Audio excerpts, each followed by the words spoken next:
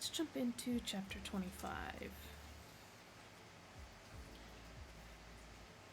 Okay, we are, of course, still reading The Restaurant at the End of the Universe by Douglas Adams, and this is chapter 25. The Hitchhiker's Guide to the Galaxy has this to say about the planet of Golgafrincham.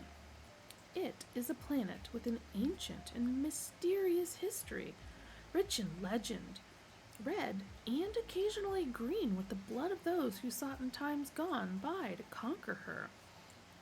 A land of parched and barren landscapes, of sweet and sultry air, heady with the scent of the perfumed springs that trickle over its hot and dusty rocks, and nourish the dark and musky lichens beneath.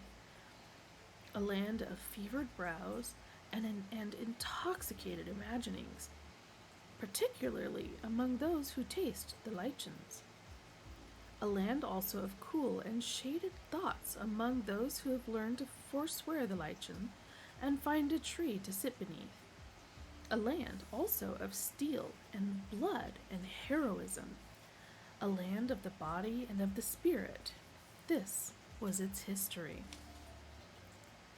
And in all this ancient and mysterious history, the most mysterious figures of all were without doubt those of the great circling poets of Arium. These circling poets used to live in remote mountain passes where they would lie in wait for small bands of unwary travelers, circle round them, and throw rocks at them. And when the travelers cried out, saying why didn't they go away and get on with writing some poems instead of pestering people with all this rock-throwing business, they would suddenly stop, and then break into one of the 794 great song cycles of Vassilion. These songs were all of extraordinary beauty and even more extraordinary length, and all fell into exactly the same pattern.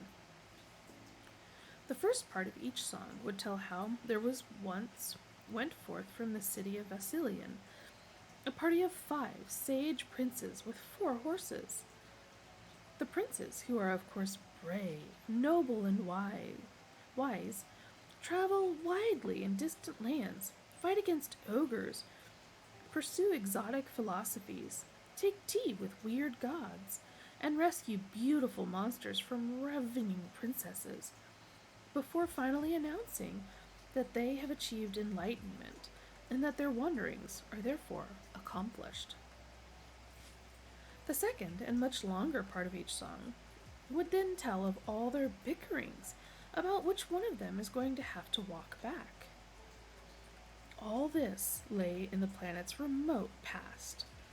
It was, however, a descendant of one of these eccentric poets who invented the spurious tales of impending doom, which enabled the people of Golgafrincham to rid themselves of an entire useless third of their population. The other 2/3 stayed firmly at home and lived full, rich, and happy lives, until they were all suddenly wiped out by a virulent disease contracted from a dirty telephone. And that is the end of chapter 25.